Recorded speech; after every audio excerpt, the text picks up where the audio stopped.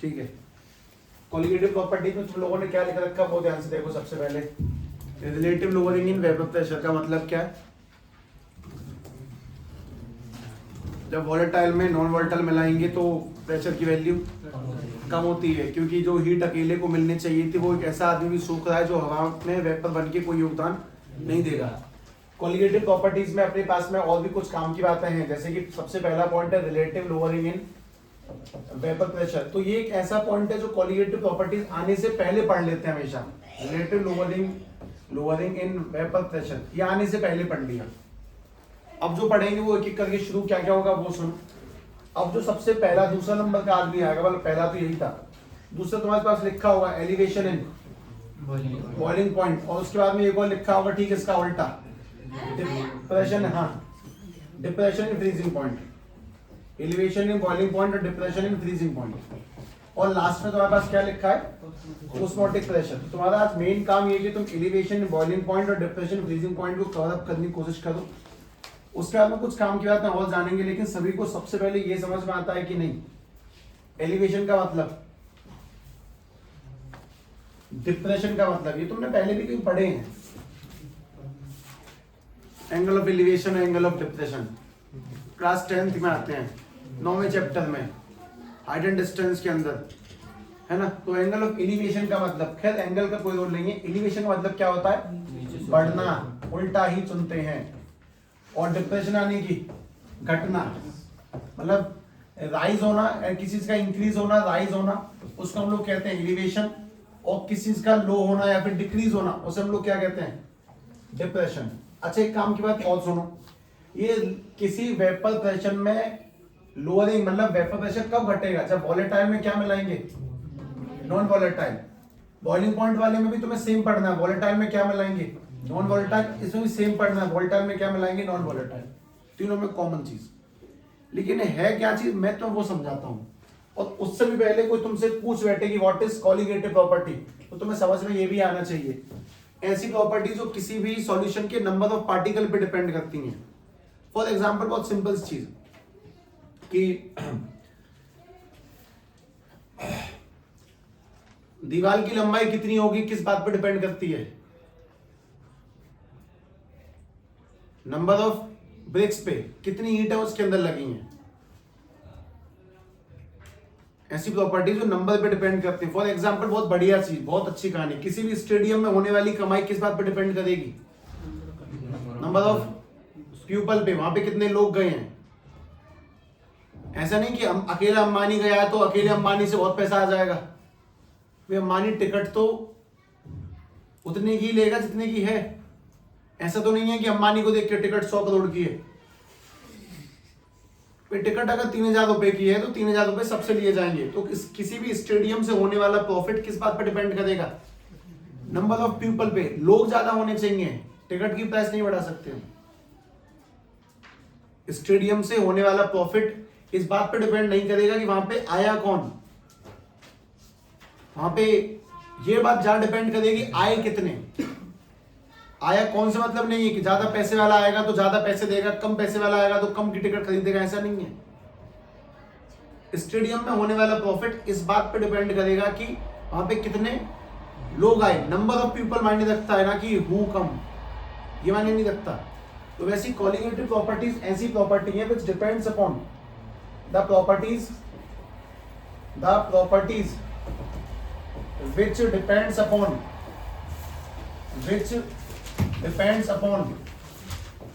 number of particles, या फिर कह सकते हो number of molecules, number of particles, molecules, ions, number of particles, molecules या फिर ions are called colligative properties. ऐसी चीजें जो किसी की संख्या पे डिपेंड करती हैं, ना कि इस बात पे कि वो था कौन। जैसे बहुत सिंपल सीधी बात है, तुम बहुत नॉर्मली सोचो कि वेपर प्रेशर किसी नॉन वोलेटाइल के आने पर डिक्रीज होता है। हम जितना ज्यादा नॉन वोलेटाइल मिलाएंगे, जितनी संख्या ज्यादा होगी उतना ही प्रेशर डिक्रीज होगा, जितनी संख्या कम होगी उतना ही प्रेशर इंक्रीज होगा। बेसिक सी बात है कि प्रॉपर्टी इस बात पे डिपेंड नहीं करती कि तुम लोगों ने उसके अंदर पत्थर मिलाया या फिर तुम लोगों ने उसके अंदर नमक मिलाया, इस बात पे डिपेंड नहीं करती। ये डिपेंड इस बात पे करेगी तुमने कितना मिलाया। अगर ज्यादा नमक मिला दोगे तो वेपर प्रेशर ज्यादा घट जाएगा, कम नमक मिलाओगे तो कम घटेगा, ज्यादा पत्थर डालोगे तो ज्यादा घटेगा, कम पत्थर डालोगे तो कम घटेगा। तो इसका सबसे बढ़िया जो एग्जाम्पल है, उस एग्जाम्पल को याद रखने के लिए तो बस यही ध्यान रखना है कि किसी भी स्टेडियम में होने वाला जो प्रॉफिट है वो किस बात पे डिपेंड करेगा, नंबर ऑफ पीपल्स पे, नंबर ऑफ पीपल पे, लोगों की संख्या पे डिपेंड करेगा, ना कि हु केम, इस बात पे डिपेंड नहीं करता। इस पे कोई डिपेंडेंसी नहीं है। लोगों की संख्या, जितने ज्यादा लोग उतना ज्यादा फायदा। ऐसी प्रॉपर्टी जो संख्याओं पे डिपेंड करती है, ना कि आदमी के कैरेक्टर पे डिपेंड करे कि कौन आया, उसको हम लोग कोलिगेटिव प्रॉपर्टी कहते हैं। ऐसी प्रॉपर्टी जो संख्याओं पे डिपेंड करे, ना कि इस बात पे भी हमने कि पानी को मिलाया कि अल्कोहल मिलाया कि क्या मिलाया। मिलाने से कोई मतलब नहीं, जिसकी संख्या ज्यादा उसका प्रेशर ज्यादा, दैट्स इट। सीधी सीधी कहानी। उस बात को ध्यान में रखो। स्कूल का होने वाला प्रॉफिट किस बात पे डिपेंड करेगा, नंबर ऑफ स्टूडेंट्स पे। इस बात पे डिपेंड नहीं करेगा कि सब एक बालक है जो बहुत बड़ी फैमिली से आता है तो बाकियों की फीस अगर 2,000 रुपए तो उसकी फीस 20,000 रुपए रखेंगे, नहीं। स्कूल में होने वाला प्रॉफिट नंबर ऑफ प्यूपल्स पे, नंबर ऑफ स्टूडेंट पे डिपेंड करेगा। तो ऐसी जो संख्याओं पे डिपेंड करती है उनको कोलिगेटिव प्रॉपर्टीज कहते हैं। और ये बात मैं बस तुम्हें इसीलिए बता रहा हूं कि बस तुम्हें डेफिनेशन पता होनी चाहिए और कुछ नहीं। खैर ये तुम जान चुके हो, अब तुम इसको पढ़ोगे। हम लोग ध्यान रखेंगे #2 के अंदर टाइटल 1 हो चुका है, पहले ही हो चुका है, इसीलिए हम टाइटल नंबर 2 से स्टार्ट करेंगे, एलिवेशन इन बॉइलिंग पॉइंट से। और ये वो चीज जहां मैं तुमसे एक सवाल पूछूंगा, जैसा कि मैं तुमसे पहले पूछा था, अंडे को गर्म करने के लिए, अंडों को उबालने के लिए उसमें पानी में क्या मिलाते हैं, नमक, और क्यों मिलाते हैं। Elevation in boiling point, elevation in boiling point. पहली बात तो ये बताएं कि क्या नमक का कोई, अगर नमक को मैं किसी बर्तन में डाल के हीट करूं तो उससे प्रेशर बनेगा कि नहीं बनेगा, नहीं, क्योंकि नमक कैसी चीज है, एक नॉन वोलेटाइल चीज है। और पानी की अगर तुम थोड़ी बहुत स्टडी करते हो, जानते हो कि पानी को हीट करेंगे तो पानी तो भाप बनती है। ये तो बहुत बेसिक बात है, इसकी चर्चा क्यों करी जा रही है फिजूल में। इसके अंदर एक काम की चीज है। देखो अगर हमारे पास में ये पानी है और हमने इस पानी को हीट किया, तो मुझे बस इतना बता दो कि पानी को हीट करके भाप जब बनना होता है तो कितने टेम्परेचर भाप बनता है, 100 डिग्री सेल्सियस पे। और इस टेम्परेचर को हम लोग क्या बोलते हैं, बॉइलिंग पॉइंट। ये टेम्परेचर क्या कहलाता है, बॉइलिंग पॉइंट। पानी के लिए बॉइलिंग पॉइंट कितना है, 100 डिग्री सेल्सियस। तुम पानी को 100 से ज्यादा गर्म नहीं कर सकते, क्योंकि जैसे वो 100 से ऊपर जाएगा वो ऊपर जाएगा ही नहीं, भाप बन के उड़ जाएगा। तुम पानी का टेम्परेचर नहीं बढ़ा सकते। अच्छा, अब ध्यान से बात ये भी सुनो कि कोई तुमसे पूछे कि what is the definition of boiling point, तो क्या बताओगे। उसकी डेफिनेशन सबसे गलत, ऐसा जिसपे वो भाप बन जाए उसे बॉइलिंग पॉइंट कहते हैं, जिसपे कुछ उबल जाए उसे बॉइलिंग पॉइंट कहते हैं, जिसपे कुछ चीज बॉइल हो जाए। मतलब बॉइलिंग पॉइंट को डिफाइन करें और बॉइल शब्द का यूज नहीं करेंगे। ध्यान से देखो, बॉइलिंग पॉइंट की डेफिनेशन बस ऐसे लिख रहा हूं मैं तुमसे, द टेम्परेचर एट विच, ये अलग अलग हो सकती है और कोई तुमसे इतना हल्का सवाल नहीं पूछेगा। एट विच ये जो वेपर प्रेशर है becomes equal to the atmospheric pressure, यहाँ की भाप जब हवा में जाके मिल जाए उस टेम्परेचर को हम लोग क्या बोलते हैं, boiling point. The temperature at which vapour pressure becomes equal to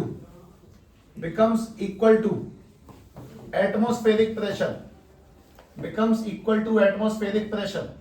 उस टेम्परेचर को हम लोग atmospheric pressure, that is called boiling point. उसको हम लोग बॉइलिंग पॉइंट कहते हैं। जहां पे कोई भी चीज पानी से उठ के हवा में मिल गई उसको बॉइलिंग पॉइंट कहते हैं। ध्यान रखना कि एलिवेशन ही बॉइलिंग पॉइंट नाम के टॉपिक को तुम लिखा रहने दोगे। मैं तुम्हारे सामने बहुत सारी स्टडी कर रहा हूँ और फिर तुमसे बोलूंगा कि अब पढ़ाता हूँ एलिवेशन बॉइलिंग पॉइंट, तब पढ़ाऊंगा। अभी तो बस बेसिक इंट्रोडक्शन, छोटी मोटी बातें। बॉइलिंग पॉइंट क्या चीज है, एक ऐसा तापमान जिस पर कोई भी चीज पानी से उड़ के किस में कन्वर्ट हो जाती है, भाप में। मतलब पानी से किस में चली गई, एटमॉस्फेयर में। उस टेम्परेचर को हम लोग क्या बोलते हैं, बॉइलिंग पॉइंट, पहली काम की चीज। और पानी का तापमान कितना है, 100 डिग्री सेल्सियस। पानी को तुम 100 से ज्यादा गर्म, तुम बोलो कि मैंने 200 पे पानी गर्म किया, पॉसिबल नहीं है। 100 पे होते वो किस में चला जाएगा, भाप में। उसको गर्म नहीं कर सकते, लेकिन मैं बढ़ा सकता हूं इसका टेम्परेचर पानी का। और वो कैसे बढ़ाएंगे, बहुत सिंपल चीज है। इसके अंदर कुछ भी नॉन वॉलेटाइल ऐड करो, मान लो हम लोगों ने इसके अंदर सॉल्ट, सबसे सस्ती घर में पाई जाने वाली चीज नमक, हमने इस बीकर के अंदर नमक डाल दिया, सबसे सस्ती चीज है, और इसी पे टैक्स लगा दिया था, इसीलिए गांधी ने की थी वो डांडी मार्च, ठीक है। हमने इसके अंदर नमक मिला दिया, तो नमक कैसी चीज है, नॉन वॉलेटाइल। नमक के मिलने से इसका जो टेम्परेचर है वो राइज हो जाता है, ये जो पहले जितनी भी हीट ले रहा था उससे ज्यादा हीट लेगा, क्योंकि कुछ हीट पानी पहले भी सोख रहा था, लेकिन अब कुछ गर्मी किसके अंदर चली जाएगी, नमक के पार्टिकल्स में, तो पानी को गर्म करने के लिए हमें ज्यादा हीट देनी पड़ेगी। भाई जहां पे 100% सारी गर्मी पानी सोख रहा था, वहां पे अब उस गर्मी को और कौन सोख रहा है, नमक के पार्टिकल। तो अब जब पानी को गर्म किया जाएगा तो इसका बॉइलिंग पॉइंट हो जाएगा लगभग 103 डिग्री सेल्सियस। बहुत सिंपल सवाल, जब हम किसी वॉलेटाइल में किसी नॉन वॉलेटाइल को ऐड कर देते हैं, उसका क्या बढ़ जाता है, बॉइलिंग पॉइंट, क्या घट जाता है, वेपर प्रेशर डिक्रीज होता है, लेकिन बॉइलिंग पॉइंट इंक्रीज होगा। इसीलिए हम लोग पानी के अंदर नमक डाल के उसमें अंडे गर्म करते हैं, अंडे को 100 की बजाय कितने का तापमान मिलता है, 103 का, जल्दी गर्म होता है। और तुम्हें क्या लगता है, 1-2 डिग्री सेल्सियस से फर्क नहीं पड़ता। अभी अगर टेम्परेचर बताया जाए तुम्हें, मान लो 33 है, अगर ये 30 ही होता गर्मी नहीं लगती। अगर तुम गर्मी को समझना ही चाहते हो तो जब टेम्परेचर 50 के पार 51-52 चला जाता है, पूरी पृथ्वी हिल जाती है। पिछले 100 से 150 साल में, 100 साल की पीरियड में पृथ्वी का टेम्परेचर लगभग 1 डिग्री सेल्सियस बढ़ चुका है। अब तुम्हारे लिए तो 1 है, लेकिन वो 1 नहीं है, उस 1 के कारण से अंटार्कटिका के जितने बड़े बड़े पहाड़ है वो सब पिघल के सुनामी ला सकते हैं। मतलब यहां तक की चीजें डूब जाएंगी। हम बहुत ऊपर है, नॉर्थ में रहते हैं हम लोग, साउथ फिर भी नीचे रहता है जमीन पे। अगर अंटार्कटिका पिघल गया तो ये मान लो बाढ़ आ जाएगी कंफर्म। लेकिन 100 साल में कितना टेम्परेचर बढ़ा है, 1 डिग्री सेल्सियस। तुमने बस नमक डाल के बढ़ा दिया 3। मेन बात, अगर किसी वॉलेटाइल में नॉन वॉलेटाइल मिलाते हैं तो क्या घटेगा, वेपर प्रेशर, और क्या बढ़ेगा, बॉइलिंग पॉइंट बढ़ेगा। हम चीजों को उसकी टेम्परेचर से ज्यादा गर्म कर सकते हैं, जल्दी हीट कर सकते हैं। जहां पे अंडे गर्म होने में 20 मिनट लेते, वहां अंडे बस 3 डिग्री सेल्सियस बढ़ने पर 5 से 10 मिनट में गर्म हो जाते हैं, एकदम टाइट हो जाएंगे सन के सन 5 से 10 मिनट में। तो किसी भी चीज को अब तुम गौर से देखो तो समझ में आएगा कि वॉलेटाइल में नॉन वॉलेटाइल मिलाने पे क्या बढ़ेगा, उसका टेम्परेचर। और इसीलिए टॉपिक का नाम क्या है, एलिवेशन, यानी कि बढ़ना। इन किस चीज का, बॉइलिंग पॉइंट का। तो सभी लोग पहली बात ये समझे कि वॉलेटाइल में नॉन वॉलेटाइल मिलाने पर वेपर प्रेशर डिक्रीज होता है, लेकिन बॉइलिंग पॉइंट इंक्रीज होगा। जो 100 पे खोलता है वो 103 पे खोलना शुरू हो जाएगा। और ये काम सबसे ज्यादा कहां पे किया जाता है, बॉइलिंग ऑफ एग्स में, जो तुम्हें समझ में आ जाए, बॉइलिंग ऑफ एग्स। अच्छा, तुम में से कौन कौन अंडे नहीं खाता कभी, ओके कोई बात नहीं, इससे क्या फर्क पड़ता है।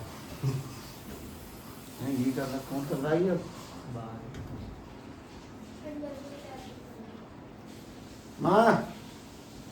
माते ये एसी वाली पाइप पर डाल दो ज्यादा, पानी टपकेगा वरना फिर ध्यान नहीं रही। ठीक है भाई, चलो अब ध्यान से देखना। पहली बात, टॉपिक क्लियर होता है। टॉपिक का मतलब एलिवेशन, बॉइलिंग पॉइंट क्या है।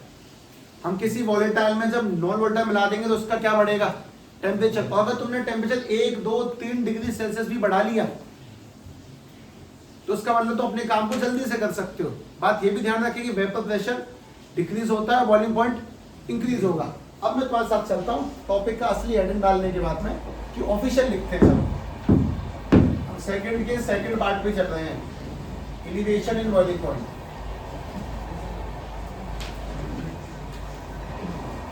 हाँ भाई, और जो मैं लिख रहा हूँ वो तुम्हें ध्यान से देखना है। जब वॉलेटाइल के साथ में किसी नॉन वॉलेटाइल सॉल्यूशन को ऐड किया जाता है तो किस चीज में डिक्रीज होगा वो लिख देता हूं मैं, वेपर प्रेशर। जो इसमें जो वेपर प्रेशर होगा वो डिक्रीज होगा, but there is a increase in, but there is a increase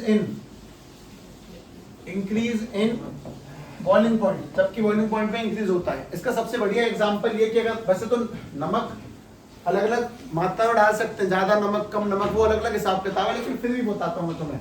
हम जानते हैं कि वाटर का जो नॉर्मल, पानी का जो नॉर्मल या फिर कह लो प्योर स्टेट में, पानी को जो प्योर स्टेट में हम लोग बॉइलिंग पॉइंट जानते हैं वो कितना होता है उसका, 100 डिग्री सेल्सियस। पानी का प्योर स्टेट में 100 डिग्री सेल्सियस। लेकिन जब हम पानी के साथ में क्या मिक्स कर लेते हैं, सॉल्ट मिला देते हैं, तब वो कितने पे जाके बॉयल होता है, लगभग 102, 3, 4, 5, 6, 7, 8, ज्यादा नहीं बढ़ा सकते कि 200 कर लो, ऐसा बिल्कुल पॉसिबल नहीं है। इसलिए मैंने लिखा 103 डिग्री सेल्सियस। और इसी किसी नॉन वोलेटाइल को मिला के बॉइलिंग पॉइंट बढ़ा देने फिनोमेना को हम लोग क्या बोलते हैं, एलिवेशन बॉइलिंग पॉइंट, जो कि अंडे उबालने में सबसे ज्यादा बेहतरीन काम आता है। लेकिन इसी प्रोसेस को हम लोग कहीं ना कहीं एक तरीके से रिप्रेजेंट करना है, और वो तरीका ध्यान से समझना। इसको लिखने का ऑफिशियल सिस्टम #A। सबसे पहली बात तो हमें इसका सिस्टम समझ में आया कि है क्या चीज, उसके बाद दूसरा इसकी ऑफिशियल पढ़ाई कैसे करी जाती है। तुम्हें बस यहीं पे ध्यान ज्यादा देना है, क्योंकि अगली चीज कहीं ना कहीं काफी ठीक होगी। मैंने तुम्हारे सामने ऐसे करके ग्राफ बनाया, सभी को ग्राफ आना चाहिए, the golden graph of this whole topic. हो सकता है तुम कभी जब इस टॉपिक को दोबारा पढ़ो तो सबसे पहले ग्राफ ही बना दिया जाए। मैंने इस जगह पे लिखा है टेम्परेचर है, ये टेम्परेचर वाली एक्सिस है, ठीक। और यहाँ पे लिखना है सभी को वेपर प्रेशर। वेपर प्रेशर, तुम मुझे बहुत छोटा जवाब दे दो, वेपर प्रेशर के घटने से टेम्परेचर बढ़ता है, वेपर प्रेशर घटेगा तो टेम्परेचर में मतलब बॉइलिंग पॉइंट में इंक्रीज होगा। एक चीज और ध्यान से देखना, अगर मैं इस चीज को बहुत दोबारा से लिख दूं कि भाई पानी का टेम्परेचर ये 10 है, ये 20 है, ये 30, ये 40, ये 50, ये 60, ये 70, ये 80, ये 90, ये 100, 110, 103 यहाँ पे आएगा। तो मैं बस यूं ही तुमसे कहता हूं कि प्योर पानी का टेम्परेचर कुछ ऐसे होगा। देखो बात है कि मैं तुम्हें इसे पढ़ा दूं, अगर मैंने तुम्हें ये समझा दिया तो बहुत बढ़िया है। अगर मैं तुम्हें समझाता हूं उसको ध्यान से देखो, ये जो ग्राफ है ये प्योर वाटर का है, ये प्योर वाटर यानी कि सॉल्वेंट का है। वाटर हटा देना चाहिए क्योंकि हम सिर्फ वाटर के बारे में नहीं पढ़ते, प्योर सॉल्वेंट। मैं ये कह रहा हूं कि जो प्योर सॉल्वेंट है वो मान लो इतने टेम्परेचर पे बॉयल हो जाता है, ये उसका मैक्सिमम टेम्परेचर यहाँ पे बॉयल हो जाता है, और ये उसका मिनिमम टेम्परेचर जहाँ पे ये फ्रीज होगा। जैसे पानी के लिए बॉइलिंग पॉइंट कितना है 100 और फ्रीजिंग पॉइंट कितना है 0। लेकिन मैंने ये जो सॉल्यूशन लिखा है इसके बारे में मुझे नहीं पता ये कौन सा है, तो तुम इस पॉइंट को जानोगे, इसका कौन सा पॉइंट है, बॉइलिंग पॉइंट जहां पे ये उबल के भाप में चला जाएगा, और ये कौन सा पॉइंट है जहां पे ये फ्रीज हो जाता है। तो अपने पास में कोई भी सॉल्वेंट है, ये इस तापमान पे जाके बॉयल हो गया, और ये जो टेम्परेचर है इसकी वैल्यू तो अपने मन से कुछ भी सोच सकते हो, मान लो 88 मान ली। हम जैसे इसके अंदर कुछ मिलावट कर लेंगे तो मिलावट करने से ये ग्राफ 88 से आगे बढ़ेगा कि नहीं, बस ये सवाल है।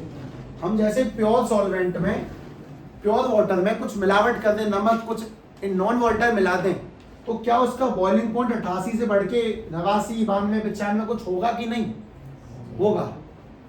नॉन वोलेटाइल मिलाने पे उसका बॉइलिंग पॉइंट बढ़ेगा। अगर उसका बॉइलिंग पॉइंट बढ़ेगा तो मैं ग्राफ को दोबारा बनाऊंगा, ध्यान से देखना। अगर उसका बॉइलिंग पॉइंट बढ़ता है तो मैंने एक ग्राफ तुम्हारे सामने और बना दिया। अब जरा ध्यान से देखो, ये दोनों ग्राफ तुम्हें क्या समझाते हैं। ये जो लाइन है वो तुम्हें क्या रिप्रेजेंट करती है, वो लाइन समझना सीखो। हमारे ये जो ग्रीन वाला सॉल्यूशन है कौन सॉल्यूशन है, प्योर, और जो रेड लाइन है वो किस चीज को रिप्रेजेंट कर रही है, ये रेड लाइन रिप्रेजेंट कर रही है किस किस चीज को, प्योर सॉल्वेंट जो पहले वाला था वो, और उसमें हमने प्लस में क्या मिला दिया, नॉन वोलेटाइल। तो उससे क्या बदलाव हुआ वो तुम्हें इस लाइनों को देख के समझ में आना चाहिए। पढ़ाई को लाइनों से समझना सीखो। ये तुम्हें समझाना चाहता है कि साहब पहले जो तापमान जिसपे वो हीट हो रहा था, मैक्सिमम टेम्परेचर था। मैं नीचे वाले पॉइंट की बात क्यों नहीं कर रहा है बताता हूं, क्योंकि हमारे अगले टॉपिक का नाम क्या है, डिप्रेशन इन फ्रीजिंग पॉइंट घटता है, वो बाद में पढ़ना है। पहले बॉइलिंग पॉइंट सुनो साहब। ये अपना जो प्योर सॉल्वेंट था ये सबसे हाईएस्ट पॉइंट पे यहाँ पे कहीं पे जाके 88 है। हम जैसे इसमें कुछ मिलावट करते हैं 88 से बढ़ के 90, 91, 92, 93, मान लो 95 हो गया, तो कुछ मिलावट करने से ग्राफ पीछे की ओर बढ़ने की वजह क्या हो जाएगा, आगे बढ़ेगा। आगे बढ़ने का मतलब तुम्हें ये समझ में आना चाहिए कि अगर प्योरली ये उसका बॉइलिंग पॉइंट का टेम्परेचर है तो मिलावट करने के बाद ये वाला तापमान होगा। जो पहले वाला टेम्परेचर है जिसपे कोई भी चीज बॉयल होती है उसे हम लोग कहते हैं T0 B। तुम्हें ये बुरा नहीं लगेगा। बिना मिलावट का प्रेशर क्या कहलाता है, P0। बिना मिलावट का बॉइलिंग पॉइंट क्या कहलाता है, T0।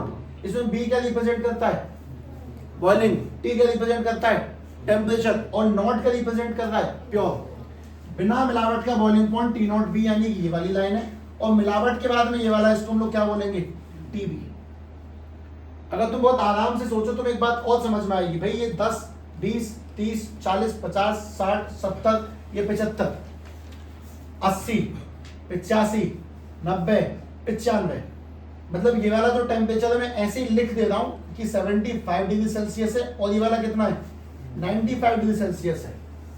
और वो कब हुआ वो तुम्हें समझ में आना चाहिए और कुछ नहीं। ठीक, इस लाइन को देखो, ये जो ग्रीन वाली लाइन है वो तुम्हें क्या रिप्रेजेंट कर रही है, प्योर सॉल्वेंट का बॉइलिंग पॉइंट पीछे होता है, और रेड वाली लाइन क्या रिप्रेजेंट कर रही है, मिक्स करने के बाद में जो ग्राफ होगा वो थोड़ा सा आगे की ओर बनेगा, और आगे की ओर बनने का मतलब उसका बॉइलिंग पॉइंट बढ़ चुका है, पहले से बढ़ जाएगा। हम किसी भी वोलेटाइल में जब नॉन वोलेटाइल मिलाएंगे तो उसका वेपर प्रेशर डिक्रीज होता है और बॉइलिंग पॉइंट उसका इंक्रीज होगा। तो हैशटैग 2, पहली बात क्या बढ़ा घटा है, दूसरी बात उसी बढ़े घटे को ग्राफ से देखना चाहिए। कोई तुमसे पूछे तो जवाब देना, साहब ये वाली कौन सी लाइन है, दिस इज प्योर सॉल्वेंट, उसका तापमान है, और ये कौन सी लाइन है, ये प्योर प्लस नॉन वोलेटाइल है। ये पीछे क्यों है, क्योंकि उसका टेम्परेचर कम होता है, और ये वाली आगे क्यों है, उसका टेम्परेचर ज्यादा होता है। तो लाइनों को ध्यान से देखो, उसके बाद में हैशटैग 3 पे चलते हैं।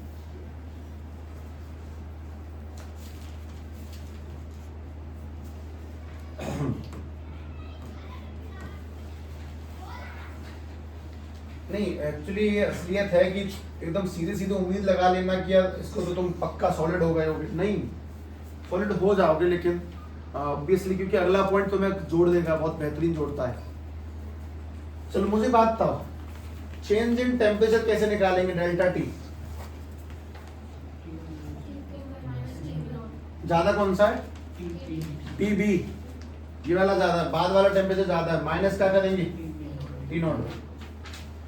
चेंज इन टेम्परेचर, तो तुम इस फॉर्मूले को ध्यान से देख के ये भी समझ रहे हो कि ज्यादा कौन सा है, बाद वाला, और कम कौन सा है, पहले वाला। ठीक है, हैशटैग 3 भी खत्म किया मैंने। 4 पे आता हूं, 4 ध्यान से देखो। चेंज इन टेम्परेचर मतलब कितना टेम्परेचर बढ़ेगा कितना नहीं बढ़ेगा, ये किस बात पर डिपेंड करता है वो सुनो। डेल्टा टी किस बात पे डिपेंड करेगा, delta t directly proportional to temperature में। जब हमने 100 से 103 क्या कितने का बदलाव हुआ, 3 डिग्री सेल्सियस का, तो 3 बदलेगा कि 10 बदलेगा कि 15 बदलेगा, टेम्परेचर कितना बढ़ेगा, ये किस बात पे डिपेंड करेगा वो सुनो। वो डिपेंड करेगा उस सॉल्यूशन की जिसमें हम लोगों ने कुछ भी मिलाया। मान लो हमने पानी में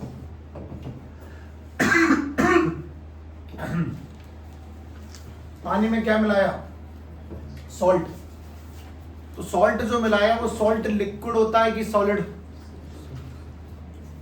सॉल्ट लिक्विड है कि सॉलिड, सॉलिड है। अगर सॉल्ट सॉलिड है तो सॉलिड के लिए तुम लोग वापस से याद करना, मोलैरिटी शब्द का इस्तेमाल करोगे या मोलैरिटी शब्द का इस्तेमाल करोगे। मोलैरिटी का फॉर्मूला होता है नंबर ऑफ मोल्स अपॉन में वॉल्यूम, और मोलैरिटी होती है नंबर ऑफ मोल्स अपॉन में मास इन केजी। तो जो तुम सॉल्ट मिला रहे हो वो केजी में नपता है कि लीटर में, तो कुल मिला के हम उसमें कितना क्या मिला रहे हैं उससे टेम्परेचर में बदलाव आता है, और जितना ज्यादा मिलाएंगे उतना ही टेम्परेचर में चेंज आएगा। बात सीधी सीधी बस ये सुनो कि टेम्परेचर में आने वाला जो चेंज है वो डायरेक्टली प्रोपोर्शन होता है स्मॉल एम के, और स्मॉल एम का मतलब मोलैरिटी नहीं होता, दैट इज मोलैरिटी। केमिस्ट्री फॉर्मूले कितने बड़े होते हैं एक एक लाइन के, हो गया फॉर्मूला। तो पोस्ट रेक्टेंगल क्या लगता है, और वो कोई बच्चा जीवन में कभी नहीं जानता, उसे सामने से बोला जाता है कि साहब फोर्स Q1 Q2 पर आर स्क्वायर होती है, उसमें कांस्टेंट क्या लगेगा K, फिर उसे बताते हैं K की वैल्यू 1/4 पाई एप्सिलॉन नॉट, फिर उसे यही बताते हैं K की वैल्यू 9 × 10⁹। वैसे मैं तुम्हें बताता हूं delta T is equal to में KB। अच्छा इसमें KB नाम क्यों लिया गया, ये बॉइलिंग पॉइंट का कांस्टेंट है, तो फ्रीजिंग पॉइंट में जो कांस्टेंट होगा उसका नाम क्या होगा KF। खैर इसको मैं लिख देता हूं, ये जो कांस्टेंट है इसका नाम तुम लोगों को ये याद है F is equal to Gm1m2 में आर स्क्वायर। इसमें G क्या चीज है, यूनिवर्सल ग्रेविटेशनल कांस्टेंट, जिसकी वैल्यू 6.67 10⁻⁴ माइनस के 11 होती है। वैसे करके इसमें केवी की कोई वैल्यू नहीं है वैसे, क्योंकि अलग अलग सॉल्यूशन के लिए अलग अलग कांस्टेंट होगा, कोई फिक्स वैल्यू नहीं है। केवी को कहते क्या वो सुनो, इसको बोलते हैं मोलल, मोलैलिटी से आया ना molal, elevation, molal elevation constant, molal elevation constant, और इसका एक और नाम है इबुलियोस्कोपिक कांस्टेंट, इबुलियोस्कोपिक कांस्टेंट। ठीक है, पहली बात तो ये कि जब मिलाएंगे तो तापमान बढ़ेगा, वो ग्राफ से दिखना चाहिए, ये प्योर लाइन है, ये इम्प्योर लाइन है। जो तापमान बढ़ेगा वो किस बात पे डिपेंड करेगा, मोलैलिटी पे। फॉर्मूला लिख दिया सामने, और उसमें कांस्टेंट कौन लगा, केवी, ये टोटल न्यूमेरिकल पोजीशन है। तो बस एक ही बात ध्यान होनी चाहिए कि हाँ, अगर किसी प्योर चीज में कुछ मिलावट करी जाएगी तो वेपर प्रेशर घटता है और बॉइलिंग पॉइंट बढ़ता है। बाकी सब तो थ्योरेटिकल वो पोजीशन है जो न्यूमेरिकल्स में काम आता है और कुछ नहीं। अब एक चीज और, हैशटैग नंबर 5 पे चलते हैं। ये जो केवी है इसकी वैल्यू फिक्स नहीं है, केवी की वैल्यू कुछ भी हो सकती है, लेकिन केवी बहुत रियरली पूछे जाने वाली चीज है, रियरली पूछते हैं, इसलिए केवी का फॉर्मूला लिख लो। ये रियल मिटा देते हैं वरना लोगों का इंटरेस्ट खत्म हो जाता है इससे। केवी का फॉर्मूला लिखो ध्यान से, केवी की फॉर्मूला आर इंटू में टी नॉट वी का होल स्क्वायर मल्टीप्लाई में एम अपॉन में 1000 इंटू में delta h of vaporisation OMG। ये केवी निकालने का फॉर्मूला, लेकिन हाँ इस फॉर्मूले पर डिस्कशन होना है, इस पे काफी अच्छा डिस्कशन जाना है। पहला पंजा दबाया वो भी कठिन चैप्टर पे।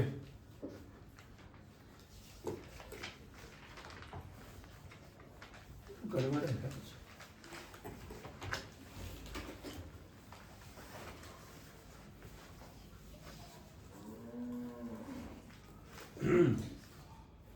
सभी लोग इसमें कुछ काम की चीजें ध्यान से देख के बता देंगे। इसमें आर क्या चीज है, यूनिवर्सल गैस कांस्टेंट, उसकी वैल्यू अगर किसी को पता हो तो बता दो, अच्छा रहेगा।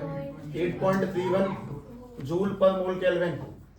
अच्छा, इसमें एम क्या चीज है, ये mould mass of solvent, mould mass of solvent, इसे लिख लो। ये न्यूमेरिकल में आएगा तभी आएगा, तुम मूड मारना इस पे ना, बस मैंने लिखा के तुम्हें कुछ फिक्स करवा दिया था। अच्छा, उसके बाद में डेल्टा टी नॉट भी समझ गया, टी नॉट का मतलब प्योर, बी का मतलब बॉइलिंग पॉइंट वाला टेम्परेचर। अच्छा, इसमें डेल्टा एच सभी लोगों ने Q इक्वल्स टू ml पढ़ा है क्या कभी, latent heat of vaporisation, thermodynamics में आता है 11th फिजिक्स में। चलो मतलब कोई बात नहीं, शक्ल बता देती है, लिख ले बस। डेल्टा एच ऑफ वेपरेशन का तरीका होता है latent heat of vaporisation into में m। सभी के लिए सीधी सीधी बात, यहाँ मूड उत्पादन मैं मना कर रहा हूँ, इसे लिख के अपनी कॉपी में सेव रखना जब तक सवालों पे ना उतर जाए, और कोई चिंता नहीं, इस चीज को लेके कोई चिंता नहीं। और मेन बात ये, बस एक ही मेन बात है, एलिवेशन इन बॉइलिंग पॉइंट का क्या मतलब है। जब किसी वोलेटाइल में कुछ नॉन वोलेटाइल मिलाएंगे तो वो थोड़ा ज़्यादा तापमान पे हीट होगा, उसको हमें ग्राफ से समझ में आना चाहिए, उसका फॉर्मूला दिखना चाहिए, और वो टेम्परेचर में होने वाला बदलाव किस बात पे डिपेंड करेगा, उसकी मोलैलिटी पे। कांस्टेंट क्या लगेगा, केवी, और केवी का दूसरा नाम मोलर एलिवेशन कांस्टेंट और इबुलियोस्कोपिक कांस्टेंट। ये अगर याद नहीं रहता तो बहुत सिंपल है, ई से एलिवेशन और ई से ही इबुलियोस्कोपिक। अगला भी सेम टू सेम बढ़ाते हैं ऐसे करके, ध्यान से फिर देखना। किसके, एल वेपराइजेशन, ये एल है, एल वेपराइजेशन, ये भी तुम्हें वही ना दुख, पुराना दुख है, इसीलिए इसकी चर्चा मत करो, लिख दो बस, कोई बात नहीं। मैंने रियरली इसलिए लिखा कि बहुत कम न्यूमेरिकल्स आते हैं इस वजह से इसमें से, हाँ, और जहाँ से बहुत कम आते हैं वो तुम्हें पक्का मिलेंगे, तो अपनी किस्मत पे भरोसा करके मत चलना।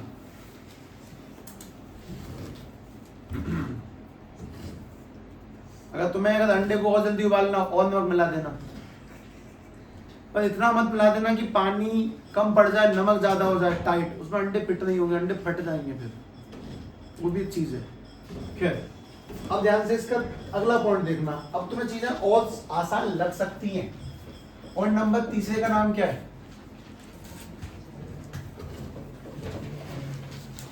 देखो देखो, depression in freezing point, depression in freezing point. ये कहानी ठीक वैसे दोबारा से, पानी में नमक मिलाने से पानी गर्म कितने पे होगा, 103 पे, और ना मिलाने से कितने पे खत्म होता है?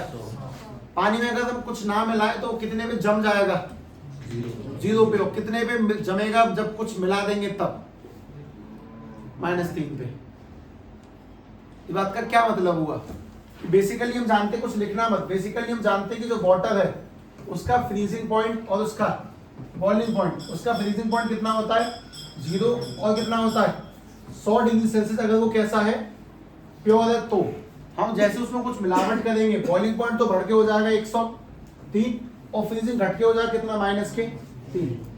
कुछ मिलावट करने से बॉइलिंग पॉइंट बढ़ता है और फ्रीजिंग पॉइंट घटता है। इसीलिए पहले टॉपिक का नाम क्या था? एलिवेशन इन बॉइलिंग पॉइंट, और दूसरे का नाम क्या है? Depression in freezing point. मतलब मिलावट करने से तापमान ये वाला बढ़ेगा और ये वाला तापमान।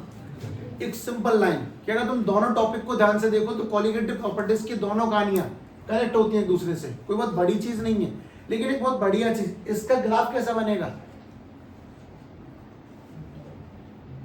सेम पिछले जैसा, थोड़े बहुत बदलाव होंगे उसके अंदर, लेकिन मैं लिख देता हूं इस चीज को समझने के बाद में कि हम लोग जानते हैं कि साहब मिलावट करने से वेपर प्रेशर डिक्रीज होता है, बॉइलिंग पॉइंट इंक्रीज होगा, फ्रीजिंग पॉइंट डिक्रीज होगा। जो पानी 0 पे जमना चाहिए वो 0 पे नहीं जमेगा, वो -3 पे जाके जमाना पड़ेगा। खैर, एक करके दोबारा से।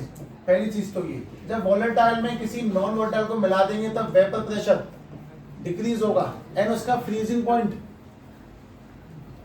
फ्रीजिंग पॉइंट का क्या कहना है? वो बढ़ेगा कि घटेगा? घटेगा। फ्रीजिंग पॉइंट भी डिक्रीज होगा। जैसे तुमने पिछले में लिखा पहली लाइन, ध्यान से ये देखो, और ये पहले की पहली लाइन में यही थी, वोलेटाइल में नॉन वोलेटाइल मिलाएंगे तो वेपर प्रेशर घटता है और इंक्रीज इन बॉइलिंग पॉइंट है। लेकिन यहाँ पे उल्टा है, जब वोलेटाइल में नॉन वोलेटाइल मिलाएंगे तो कहानी खत्म हो चुकी है, फ्रीजिंग पॉइंट यहाँ पे डिक्रीज होगा। और इस बात को अच्छे समझने के लिए अपने इसी के नीचे 2 लाइनों में इस बात को लिख लो।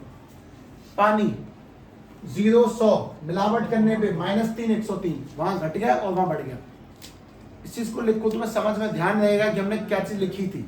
इसको समझना ही मेन गेम है, बाकी तो न्यूमेरिकल है।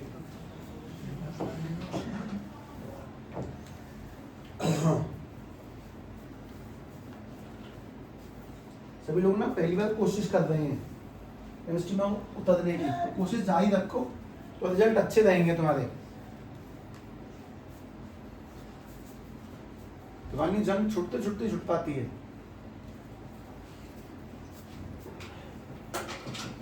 दूसरा ग्राफ पे आते हैं।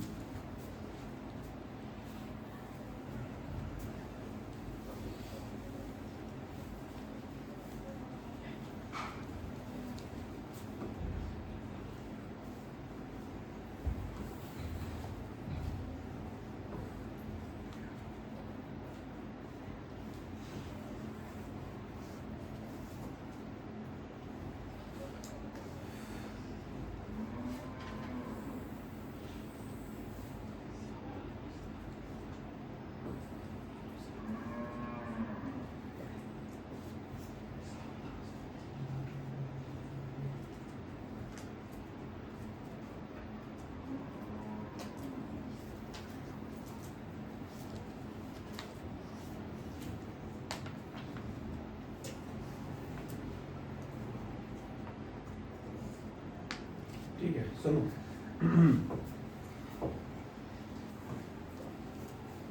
अपने पास में सेकंड कहानी ग्राफ वाली, ठीक है, जरा पिछले वाले में से देख के बता दो।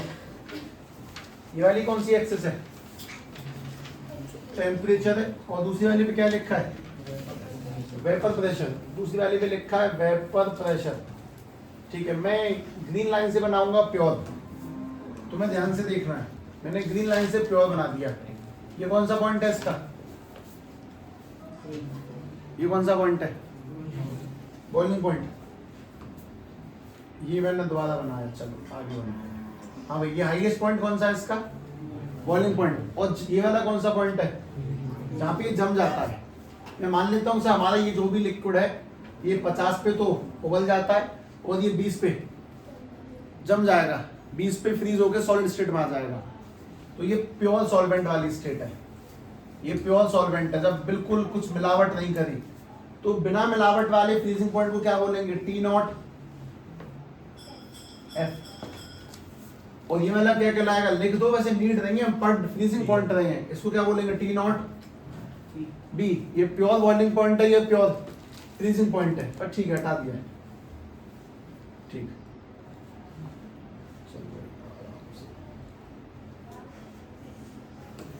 ठीक है, अब ध्यान से सुनो, अगर हम लोगों ने इसमें कोई इम्प्योरिटी मिलावट की तो मिलावट करने से वो ग्राफ कैसा बनेगा, ऐसे।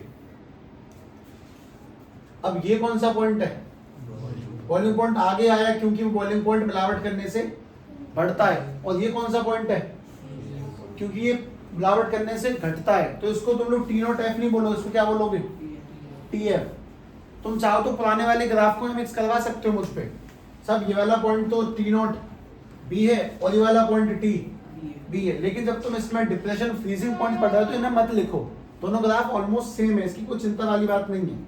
इतना ध्यान से लिख लो कि ये वाला कौन सी लाइन है, रेड लाइन कौन सी है, हमने प्योर सॉल्वेंट में क्या मिला दिया, प्योर सॉल्वेंट में मिला दिया नॉन वोलेटाइल, हमने पानी में कुछ ऐसी चीज मिला दी जो उड़ती नहीं है।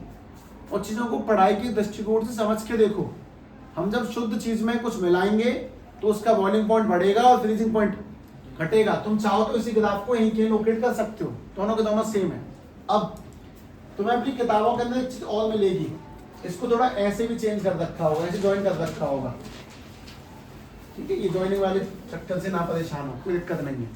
अब एक चीज और, तीसरे पॉइंट पे आ जाते हैं, आ जाओ जरा तीसरा पॉइंट, उसमें से देखें, पुराने वाले में से देखें, वैसे करके लिखूंगा ऑर्डर लेकर के। तीसरा पॉइंट मुझे जरा बताओ, डेल्टा टी कैसे निकालोगे,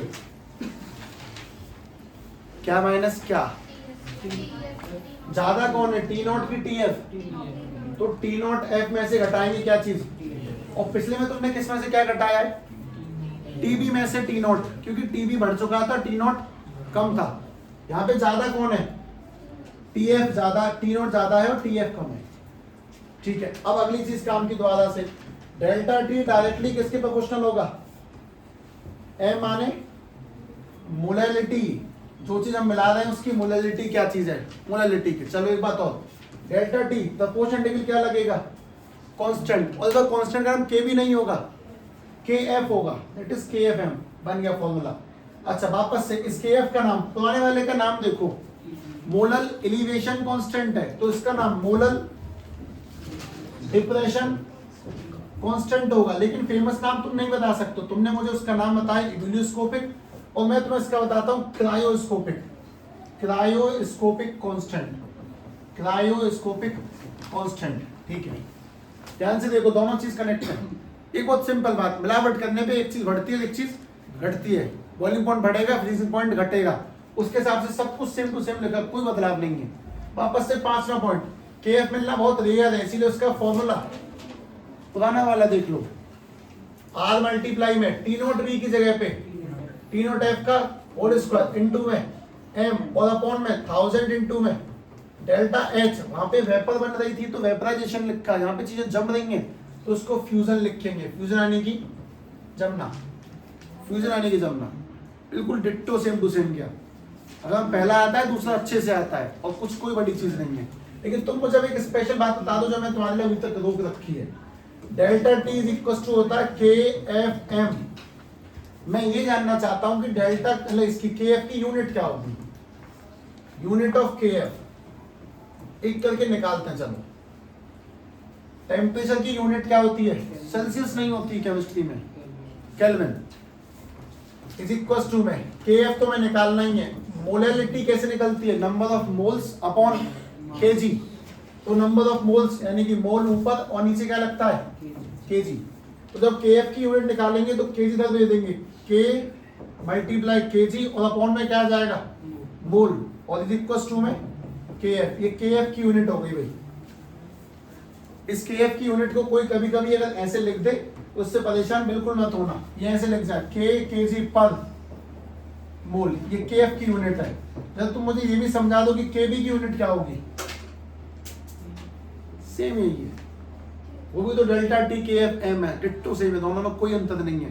पर बात ये कि जरा पिछले कनेक्शन को इससे करके देखो, दोनों में कितना ही डिफरेंस है, दोनों बिल्कुल सेम टू सेम है, बस थोड़ी मोटी लेटर का अंतर निकल के आ गया, कुछ नहीं।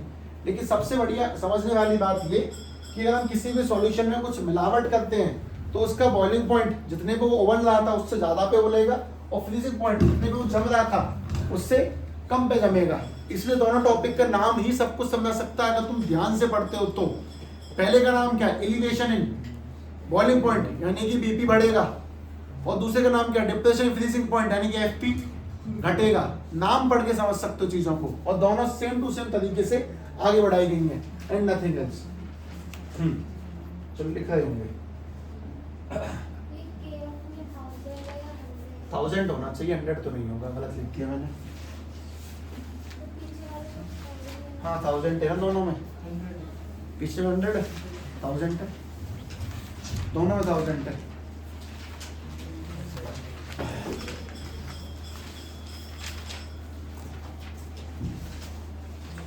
आगे तो 0 ही बन जाता है, आप ये नहीं बना पाता।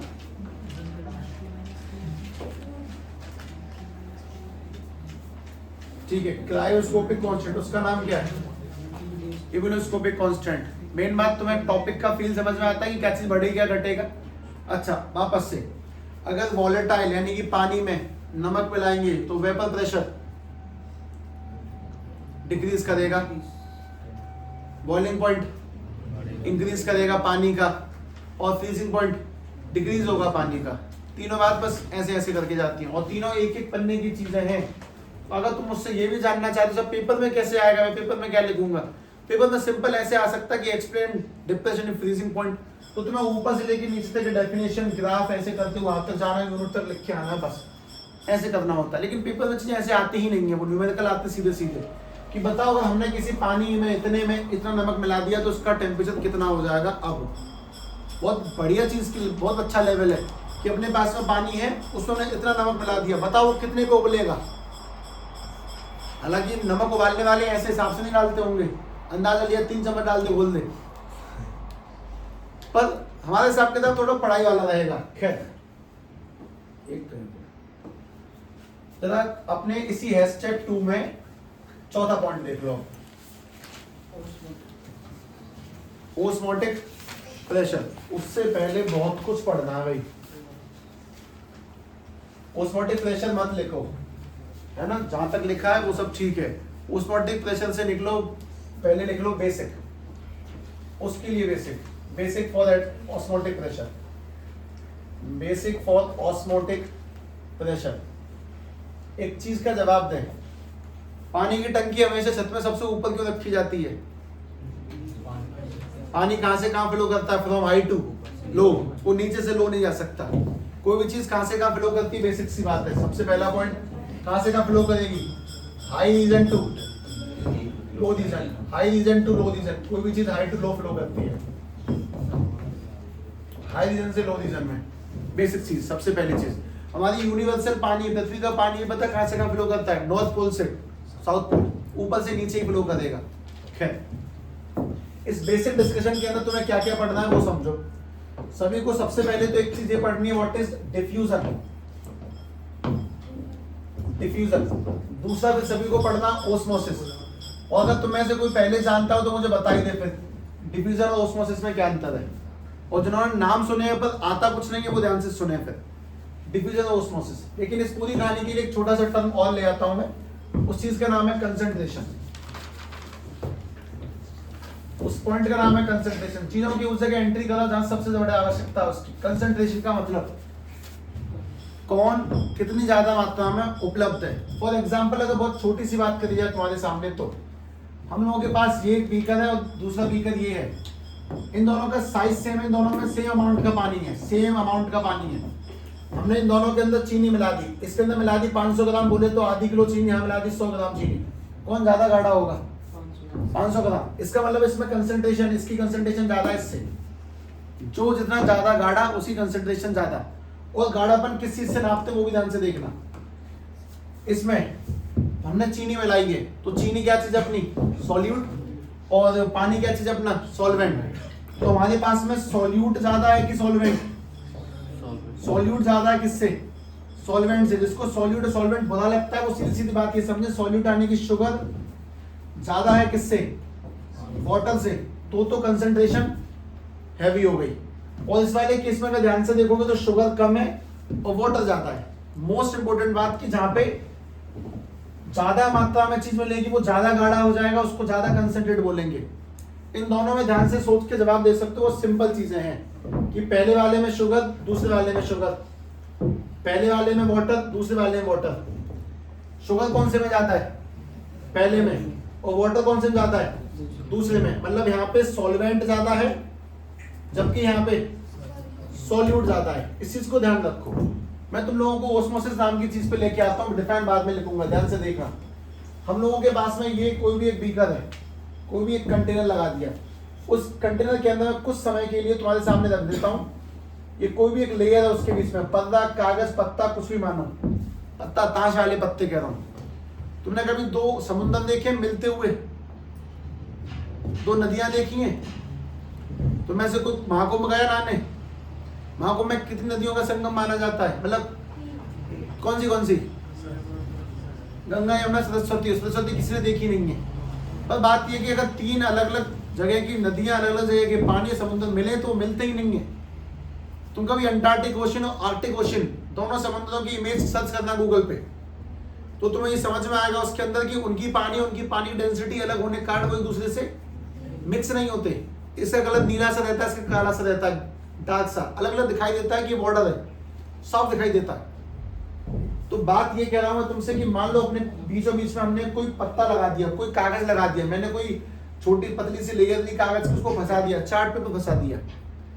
यहाँ पे हमने एक सॉल्यूशन रखा है, यहाँ पे एक सॉल्यूशन रखा है, दो सॉल्यूशन है, ये दो सॉल्यूशन है। और काम की बात ये कि इसकी कंसंट्रेशन से ज्यादा है। कंसंट्रेशन ज्यादा होने का मतलब ये वाला गाढ़ा है और ये वाला पतला है। ये वाला गाढ़ा, ये वाला पतला है। तुम्हें बहुत बढ़िया चीज बतानी है, अगर कोई गाढ़ा है तो उसमें ज्यादा कौन होगा? अगर ये गाढ़ा है तो उसमें ज्यादा क्या है? सॉल्यूट ज्यादा है। और उसमें कम क्या है? सॉल्वेंट कम है। और ये पतला है तो इसमें सॉल्यूट कम है और सॉल्वेंट ज्यादा है।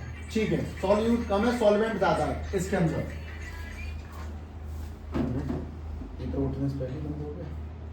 ठीक है, कंसंट्रेशन ज्यादा होने का मतलब यहाँ पे सॉल्यूट बोले तो शुगर ज्यादा है। लोग ना अक्सर सॉल्यूट, सॉल्वेंट बार बार मेरे बोलने से, रिपीट होने से परेशान होते हैं।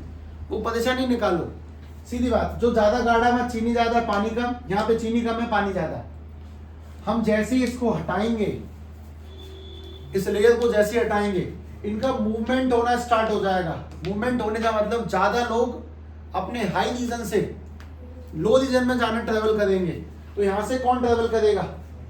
सॉल्यूट यहां से, सॉल्यूट यहां से इस तरफ जाना स्टार्ट हो जाएगा, रीजन ऑफ हाई कंसंट्रेशन से लो कंसंट्रेशन। और सॉल्वेंट कहां से कहां? सॉल्वेंट यहां से यहां जाना स्टार्ट हो जाएगा। पानी यहां से इस तरफ ट्रेवल करेगा और चीनी वहां से इस तरफ ट्रेवल करेगी। क्योंकि यहाँ पे चीनी की मात्रा ज्यादा है तो वो अपने हाई कंसंट्रेशन से लो में जाएगी, और यहाँ पे पानी की मात्रा ज्यादा है तो ये अपने हाई से लो में जाएगा। यहाँ का सॉल्वेंट ट्रेवल नहीं करेगा क्योंकि यहाँ पे ये कम है, और यहाँ का सॉल्यूट ट्रेवल नहीं करेगा क्योंकि यहाँ पे ये कम है। चीजें कहां से कहां ट्रेवल करती हैं? High to low. तो सॉल्यूट अपने हाई से लो में जाएगा, सॉल्वेंट अपने हाई से लो में जाएगा। इसी प्रोसेस को डिफ्यूजन कहते हैं। लिख लो, the net movement of solute and solvent, the net movement of solute and solvent from the region of their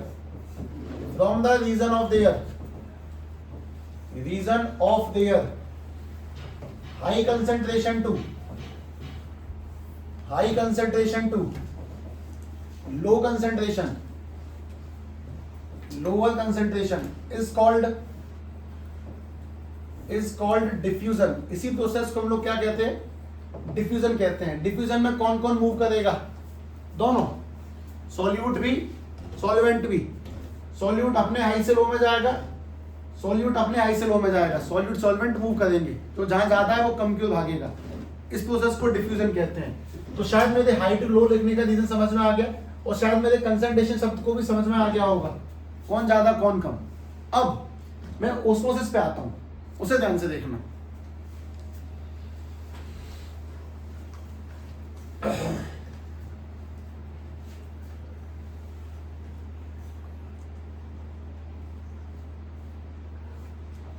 इसमें कंसंट्रेशन किसकी ज्यादा ये भी बोल दो। हाई कंसंट्रेशन कौन सी है? C1। हायर कंसंट्रेशन मैंने ऊपर पहले लिखा, हायर कंसंट्रेशन C1, और इसकी कंसंट्रेशन कैसी है? लोअर कंसंट्रेशन है। अब तुम्हें बात समझ में आती है? कोई मुझसे कल को ऐसे बोलने लग जाए कि साहब ये तो लो कंसंट्रेशन है तो यहाँ से क्यों ज्यादा? अरे सोचो, ये लो कंसंट्रेशन है लेकिन इसमें ज्यादा कौन है? पानी ज्यादा है। पानी ज्यादा है वो यहाँ से वहां जाएगा, और यहाँ चीनी ज्यादा है वो यहाँ से आएगी। छोड़ो, तुम क्या को बूढ़ मार देगा। देखते हैं अभी ओस्मोसिस को समझाएं।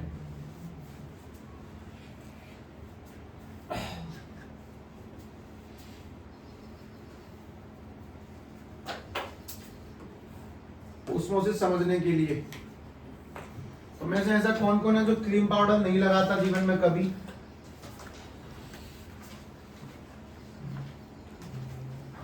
हाँ भाई, 1 2 3 4 5 6। अच्छा, सही भी है। अपनी स्किन के बारे में, अपनी क्या, हम ह्यूमंस की स्किन के बारे में बताता हूँ। ह्यूमंस की स्किन खासियत है कि जब तुम उस पर कुछ लगाओगे तो अंदर अपने आप एब्जॉर्ब हो जाता है, लेकिन कुछ भी अंदर से बाहर नहीं आता। जैसे कि तुम दबाओ, अंदर से खून बाहर नहीं आएगा। तुम अंगूर दबाओ, पानी बाहर आएगा उसमें से। तुम अपनी स्किन दबाओ, ऐसे दबाओ, अंगूठा दबाओ, ये फट के बाहर तो नहीं आता। लेकिन अगर गर्मी लगी तो पसीना अपने आप बाहर आ जाएगा। तो अपनी स्किन की स्मार्टनेस देखो, वो जिन चीजों को बाहर निकालना चाहती है वो तो बाहर आती हैं। भाई हम अंगूर दबाएंगे, पचक के एकदम से खून, मच्छर को मार दो, खून बाहर। तुम खुद को दबाओ, खून बाहर नहीं निकलेगा, लेकिन गर्मी लगेगी, पसीना अपने आप बाहर आएगा। हम जब स्किन पे किसी क्रीम पाउडर को लगाएंगे तो अपने आप वो स्किन तक सोख ली जाती है। हमारी स्किन इतनी इंटेलिजेंट है कि वो कुछ सिलेक्टिव चीजों को ही परमिशन देती है आर पार होने की। भाई अगर स्किन ने सिलेक्शन किया कि पसीने को बाहर निकालना है तो बाहर निकालेगी, वरना नहीं निकालेगी। हमारी स्किन इतनी इंटेलिजेंट है, वो कुछ सिलेक्टिव चीजों को ही परमिशन देती है बाहर और अंदर ट्रैवल करने की। इसी बात को लिखूंगा मैं ध्यान से, लेकिन वापस सुने, सब कुछ सेम टू सेम। भाई यहाँ पे एक मेम्ब्रेन है, ये C1 है और ये C2 है। अच्छा, C1 की कंसंट्रेशन ज्यादा है, C2 की कम है। उसके बाद में अगर C1 की कंसंट्रेशन ज्यादा है, इस बात का मतलब इसमें ज्यादा कौन होगा? सॉल्यूट ज्यादा है, और कम कौन है? सॉल्वेंट कम है। मतलब कि चीनी ज्यादा है, पानी कम है, और इसकी कंसंट्रेशन कम है। इस बात का मतलब इसमें सॉल्यूट कम है और सॉल्वेंट ज्यादा है। डिट्टो सब कुछ सेम। हमने अभी जस्ट अभी पढ़ा कि कोई भी चीज अपने हाई कंसंट्रेशन से लो कंसंट्रेशन में जाती है। और ये जो बीच में रखी है इसे हम लोग क्या कहते हैं? मेम्ब्रेन। कोई भी लेयर ये एक मेम्ब्रेन है।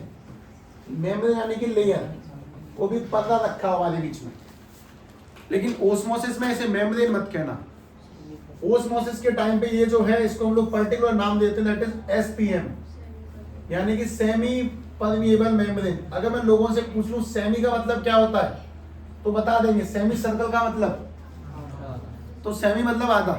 Semi permeable membrane, semi permeable membrane ये आधी ही परमिशन देती है। जैसे यहां से तो दो चीजें आस पास जा रही थी, सॉल्यूट इधर और सॉल्वेंट इधर। सेमी परमिएबल मेम्ब्रेन, उसके जो होल्स होते हैं यहाँ पे, जो उसमें होल लगे होते हैं, मैं बात कर रहा हूँ स्किन की। हमारी स्किन एक सेमी परमिएबल मेम्ब्रेन है। इसके होल्स इतने बड़े नहीं होते कि इनमें से क्या पार निकल जाए, सॉल्यूट पार नहीं निकल सकता। तो जब डिफ्यूजन देखा तो उसमें सॉल्यूट भी ट्रेवल कर रहा है और सॉल्वेंट भी ट्रेवल कर रहा है। यहाँ पे सॉल्यूट का ट्रेवल करना अलाउड नहीं है, क्योंकि उसके होल्स का साइज इतना नहीं है कि वो सॉल्यूट को ट्रेवल होने दे। इसमें क्या ट्रेवल करेगा? सॉल्वेंट ही एक जगह से दूसरी जगह में जाएगा। अच्छा, सॉल्वेंट कहां से कहां जा रहा है? लो कंसंट्रेशन से हाई में जा रहा है कि नहीं? भाई जहां पे ज्यादा कौन है, तो सॉल्वेंट अपने मन में तो ये सोचता है मैं ज्यादा हूं, कम में जाऊंगा। सॉल्वेंट के मन से सोचो तो मैं ज्यादा हूं, मैं कम में जाऊंगा। लेकिन जो आदमी दूर से देखेगा उसको क्या लगेगा? लो कंसंट्रेशन की चीजें हाई कंसंट्रेशन में ट्रेवल कर देंगे। पहली बात, डिफ्यूजन में क्या क्या ट्रेवल करता है? सॉल्यूट भी, सॉल्वेंट भी। मेन रोल किसका है इनके बीच में पाई जाने वाली लेयर का। लेकिन अगर वही लेयर सेमी पदवी मेम्ब्रेन आधी परमिशन देती है तो किसको रोक देगी, सॉलिड को ट्रेवल नहीं करेगी, पानी ही ट्रेवल करेगा। वो भी कौन से रीजन से, लो कंसंट्रेशन, मतलब जहां पे पानी ज्यादा है वहां से इस तरफ ट्रेवल करेगा। तो वापस डेफिनेशन लिखता हूं, द नेट मूवमेंट ऑफ इस पूरी कहानी में सबसे मेन रोल कौन प्ले करता है, मेम्ब्रेन। बस मेम्ब्रेन का खेल है। The net movement of solute, solvent नहीं आएगा इस बार, solvent, the net movement of solvent from the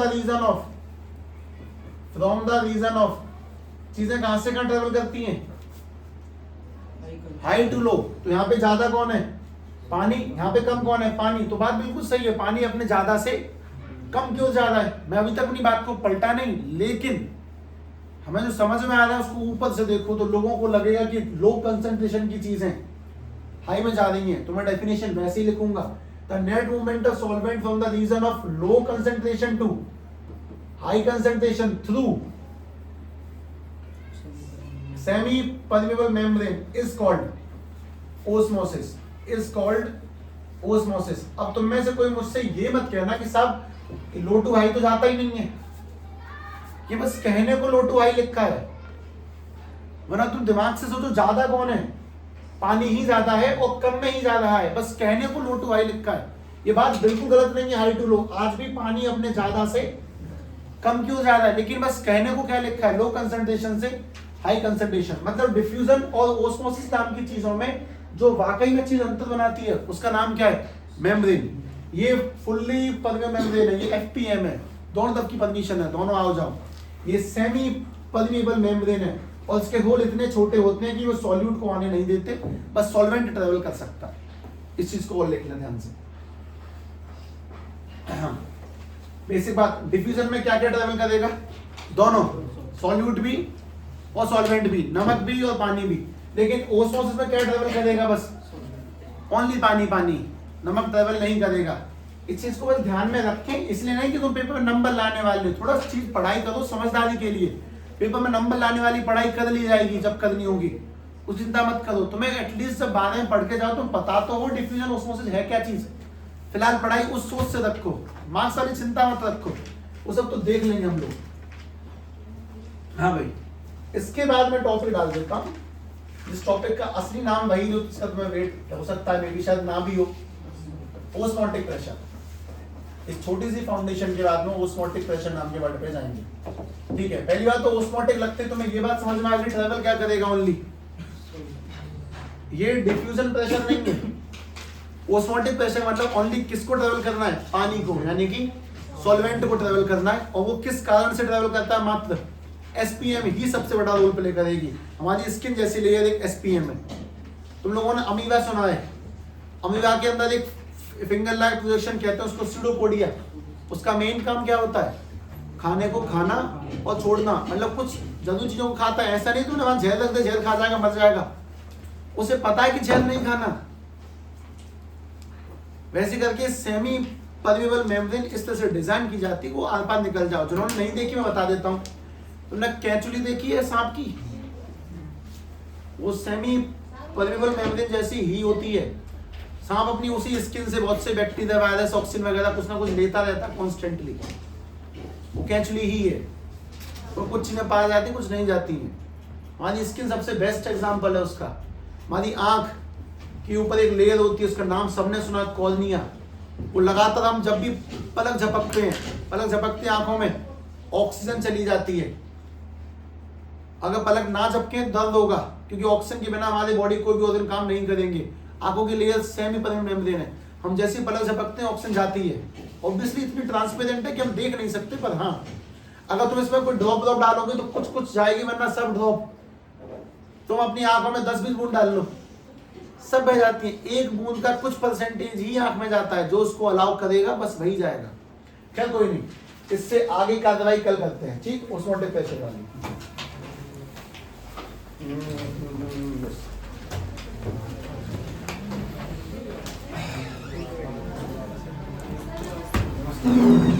तो फिर साफ कर दिए भाई।